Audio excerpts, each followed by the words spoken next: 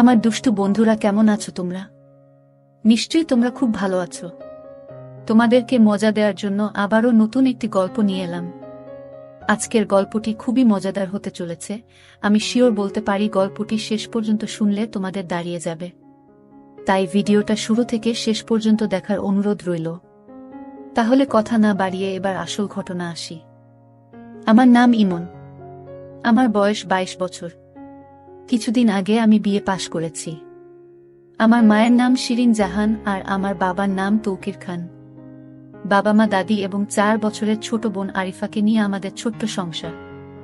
আমার বাবা মায়ের বয়সের মধ্যে অনেক ব্যবধান। আমার বাবার বয়স 59 বছর আর আমার মায়ের বয়স মাত্র 36 বছর, কিন্তু আমাকে দেখলে কেউ বিশ্বাসই করবে না যে আমার মায়ের 22 বছরের একটা ছেলে আছে আর 4 বছরের একটা মেয়ে আছে। আমার মা দেখতে খুব সুন্দর, গায়ের রং ফর্সা, মায়ের মুখটা অনেক বেশি মায়াবী, পালতোলা নৌকার মতো মায়ের দুটি চোখ। মায়ের চেহারা যে কোনো পুরুষের মাথা খারাপ করে দিতে পারবে। আমার মা অনেক বেশি শিক্ষিত আর স্মার্ট। আমার মা এখনো ওয়েস্টার্ন পরে, যাতে করে মাকে খুব বেশি ইয়াং লাগে। আমি কোনো দিন আমার মাকে নিয়ে কোনো খারাপ চিন্তা করিনি, বরং আমি আমার মাকে অনেক বেশি ভয় পেতাম। একদিন সোমবার আমরা সবাই বাসায় যে যার মতো, হঠাৎ করে মায়ের কাছে একটা ফোন আসলো আর মা হাউমাউ করে কাঁদতে লাগলো। পরে জানতে পারলাম যে আমার বাবা একটা রোড অ্যাক্সিডেন্টে মারা গেছে। বাবার মৃত্যুতে আমরা সবাই ভেঙে পড়ি। বাবা মারা যাওয়ার 3-4 মাস পরে আমরা সবাই স্বাভাবিক হতে শুরু করলাম। কিন্তু সমস্যাটা হলো যে আমার বাবা মরার আগে সব সম্পত্তি আমার নামে লিখে দিয়েছিলেন। তারপর থেকেই আমার দাদির সমস্যা যে আমি যদি অন্য কাউকে বিয়ে করি তাহলে আমার মা ও আমার বোন অসহায় হয়ে যাবে। তাই আমার নানি ও দাদি মিলে একটা বুদ্ধি বের করল। তারা একদিন আমাকে ডেকে বলল, দেখো, আমরা একটা সিদ্ধান্ত নিয়েছি যা তোমাদের মেনে নিতে হবে। আমি আর আমার মা চুপচাপ শুনছি। হঠাৎ করে নানি বলে উঠল, আমরা চাই শিরিন, তুই আবার বিয়ে কর। কারণ তুই এখনো অনেক বেশি জোয়ান, তোর জীবন পড়ে আছে। তোর মেয়ে এখনো অনেক ছোট আর তোর মেয়েরও বাবার দরকার আছে। মা চুপচাপ শুনছে। তারপর আবারও নানি বলে উঠল যে, দেখ শিরিন, আমরা অনেক ভেবে এই সিদ্ধান্ত নিয়েছি যে ইমনও এখন বড় হয়েছে। কিছুদিন পর ওকে বিয়ে দিতে হবে, তাই আমরা চাই তুই আর অন্য কাউকে বিয়ে না করে ইমনকে বিয়ে করো। মা বলল, তোমাদের মাথা ঠিক আছে? ইমন আমার ছেলে, ওকে আমি জন্ম দিয়েছি, ওর সাথে আমার বিয়ে কিভাবে হবে? এটা অনৈতিক আর পাপ। আমরা জানি যে এখানে কিছু সমাজের নিয়ম আছে, কিন্তু নিয়ম একটা সময় যে চেঞ্জ করতে হয়। মা তাই বলে নিজের ছেলেকে দিয়ে। তোমরা এটা ভাবতে পারো কিভাবে? আমি কোনোদিন এই পাপ কাজ করব না।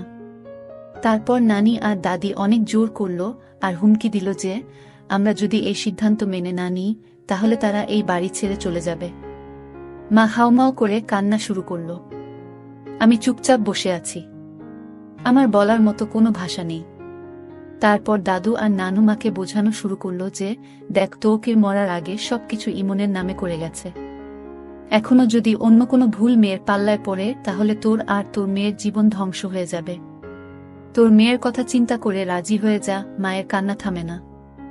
আমি তো অবাক, কারণ আমি মাকে নিয়ে কোনোদিনই সেভাবে কিছু ভাবিনি।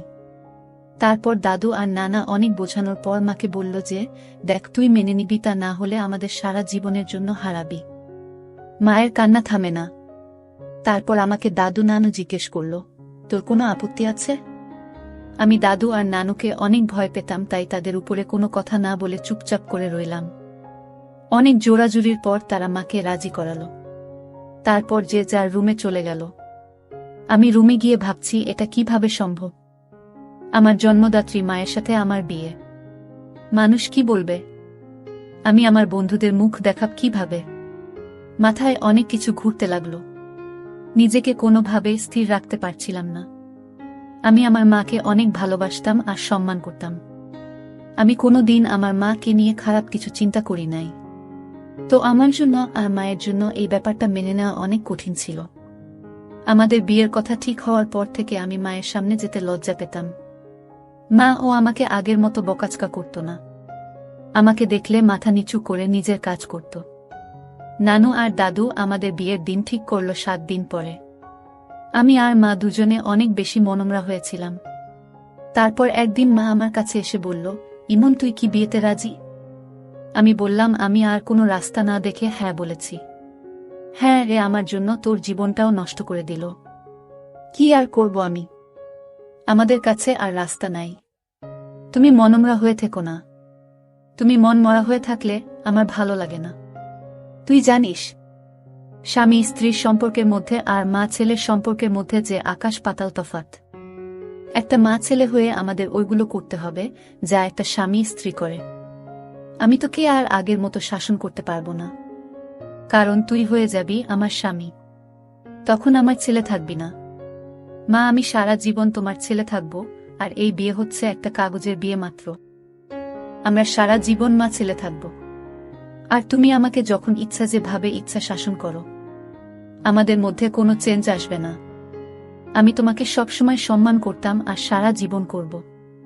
মা একটু আশ্বাস পেয়ে আমার কাছে অনেক খুশি হয়ে গেল।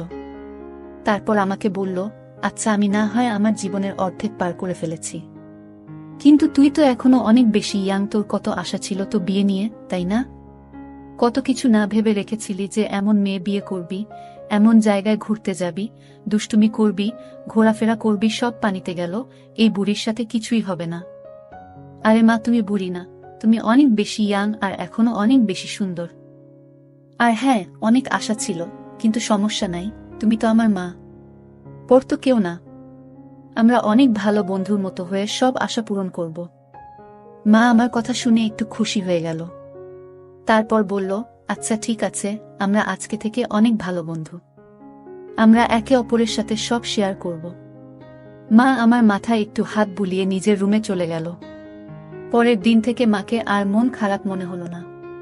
আমি আর মা সেদিন অনেক বিষয় নিয়ে কথা বললাম। আমি মাকে এটা বললাম, আমার জীবনে কোনো প্রেমিকা ছিল না। মা তো শুনে অবাক হয়ে গেল। তারপর আমাকে তার জীবনে অনেক গল্প আমাকে বলল। আমি আর মা অনেকটা ফ্রি হয়ে গেলাম। আমি আর মা বিয়ে হওয়ার যে দিনগুলো বাকি ছিল, আমরা আমাদের জীবনের সবচেয়ে ভালো সময় কাটিয়েছি একসাথে। কারণ আমরা একসাথে হাসাহাসি করতাম, মুভি দেখতাম, রাতভর আড্ডা দিতাম, একসাথে গেম খেলতাম, আবার ঘুরতে যেতাম। আমি ওই কয়েকদিনে আসলে ভালো বন্ধু হয়ে গেলাম। যাই হোক, আমাদের বিয়ের একদিন আগে দাদু আর নানু আমাকে আর মাকে নিয়ে গেল শপিংয়ের জন্য। আমরা খুব হাসাহাসি করছিলাম, তা দেখে নানু আর দাদি অনেক খুশি হল। যাই হোক, আমি আর মা পছন্দ করে অনেক কিছু কেনাকাটা করলাম। মাকে আমি পছন্দ করে প্রথম বেনারসি শাড়ি কিনে দিলাম। মা একটু লজ্জা পেয়ে গেল। পরের দিন আমাদের বিয়ের আয়োজন করা হলো। কিছু মানুষকে ডাকা হলো। যাই হোক, মাকে দাদি আর নানি মিলে রেডি করে দিচ্ছে। আমি গোসল করে শেরওয়ানি পরে নিলাম। তারপর নিজের রুমে অপেক্ষা করতে লাগলাম। একটু পরে দাদি এসে বলল, কাজী সাহেব চলে এসেছে।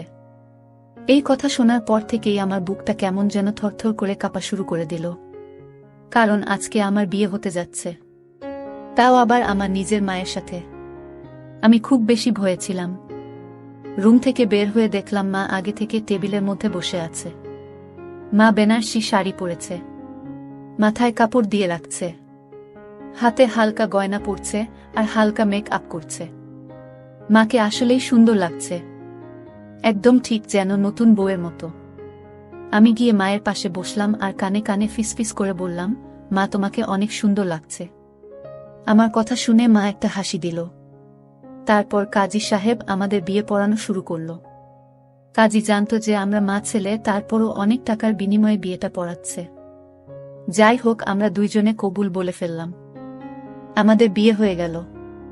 আমরা মা ছেলে থেকে হয়ে গেলাম স্বামী স্ত্রী।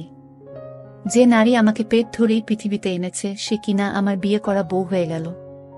দাদি আর নানি তো অনেক খুশি, আমাদের আশীর্বাদ করলেন। তারপর বাকি মেহমানরা আমাদের আশীর্বাদ দিয়ে রাতের খাবার খেয়ে চলে গেলেন। তারপর আমরা সবাই খাবার টেবিলে বসে খাচ্ছি।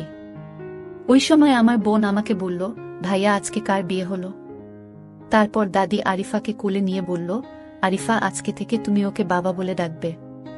ও ছোট মানুষ মাথা নাড়িয়ে হ্যাঁ বলল। আমাদের খাওয়া দাওয়া শেষ করে আমাকে নিয়ে তার রুমে গেল। আমি আমার রুমের দিকে যেতে লাগলে দাদি আমাকে বলল, ইমন, আজকে থেকে তুমি নতুন জীবন শুরু করেছ। তোমার মা এখন তোমার বিয়ে করা স্ত্রী। ওর সব চাহিদা, ইচ্ছে, সুখ দুঃখ এখন থেকে তুমি দেখবে। ওকে এখন থেকে একজন আদর্শ স্বামীর মতো ভালোবাসবা। আমি দাদির কথা শুনে অনেক বেশি লজ্জা পেয়ে গেলাম। তারপরও শুধুমাত্র মাথা নাড়িয়ে বললাম, তারপর আমার রুমের দিকে যেতে লাগলাম। দাদি থামিয়ে বলল, আজকে থেকে তোমরা একসাথে ঘুমাবা। আমি তো আরো চমকে গেলাম। তারপর দাদু আমাকে নিয়ে মায়ের রুমে ঠেলে দিল। দেখলাম না তোমাকে কি যেন বোঝাচ্ছে। আমি যে দাঁড়িয়ে রইলাম। একটু পরে না দেখে বলল, আসেন জামাই সাহেব, আমি বের হয়ে যাচ্ছি। আমি এই কথা শুনে লজ্জায় লাল হয়ে গেলাম। এরপরে নানি রুম থেকে বের হয়ে গেল। আমি রুমের দিকে তাকিয়ে দেখি রুমটা অনেক সুন্দর মতো সাজানো। খাট ফুল দিয়ে অনেক সুন্দর করে সাজিয়েছে, কারণ তারা চায় আমি আমার মায়ের সাথে বাসর করি। যে আমার ভাবতেই কেমন যেন ঘৃণা লাগছে। আমি চুপচাপ দাঁড়িয়ে রইলাম। মা আমাকে দেখে বলল, আসো ইমন, দাঁড়িয়ে আছো কেন? আমি মায়ের কথা শুনে গিয়ে খাটের মধ্যে বসলাম। তারপর মাকে বললাম, দেখছো তারা কি করেছে, রুমের অবস্থা? তাদের মাথায় আসলেই ঝামেলা আছে। আরে বইল না, আমাকে যে কত কিছু বলল, কিভাবে কি করতে হবে। তারা আসলে ভাবছে যে আমরা মা ছেলে হয়ে গুলো করব। হ্যাঁ, যত সব ফালতু। যাক, বাদ দাও। এখন থেকে আমাদের এক রুমে ঘুমাতে হবে। তোমার কি কোনো সমস্যা হবে? না, সমস্যা হবে কেন? তুমি তো ছোটবেলায় আমার সাথে ঘুমাইতা, আর এখন তুমি থাকলে ভালোই হবে। ঘুম না আসলে আড্ডা দেওয়া যাবে। যাক, তাহলে ভালো। তো আজকে কেমন লাগলো? সত্যি বলতে না, আমার অনেক ভালো লেগেছে। এত বছর পর মনে হচ্ছে আমি আবার কোণে হয়েছি, বউ রূপে সেজেছি। আমার কাছেই খুবই ভালো লেগেছে। তোমার কাছে কেমন লেগেছে? আমার মধ্যে অনেক ভয় কাজ করেছে যে আমাদের সম্পর্ক কিভাবে মিনিটের মধ্যে চেঞ্জ হয়ে গেল। আরে কই, আমরা তো আগে থেকেই ডিসিশন নিয়েছিলাম যে আমরা অনেক ভালো বন্ধু হয়ে থাকব। এইসব আজাইরা জিনিসগুলো নিয়ে মন খারাপ করব না। হ্যাঁ, ঠিক বলেছ। যাক, আমি অনেক বেশি ক্লান্ত। আমি না হয় ঘুমিয়ে পড়ি। মা বলল, হ্যাঁ, আমি অনেক বেশি ক্লান্ত। আমি ফ্রেশ হয়ে আসি, তারপর আমিও ঘুমিয়ে পড়ব। তুমি শুয়ে পড়ো। আমি আচ্ছা বলে খাটের একপাশে শুয়ে পড়লাম। একটু পরে মা এসে লাইট অফ করে দিল। এই গল্পের বাকি অংশ দেখতে সামিয়া ব্লগ চ্যানেলটি সাবস্ক্রাইব করে রাখুন।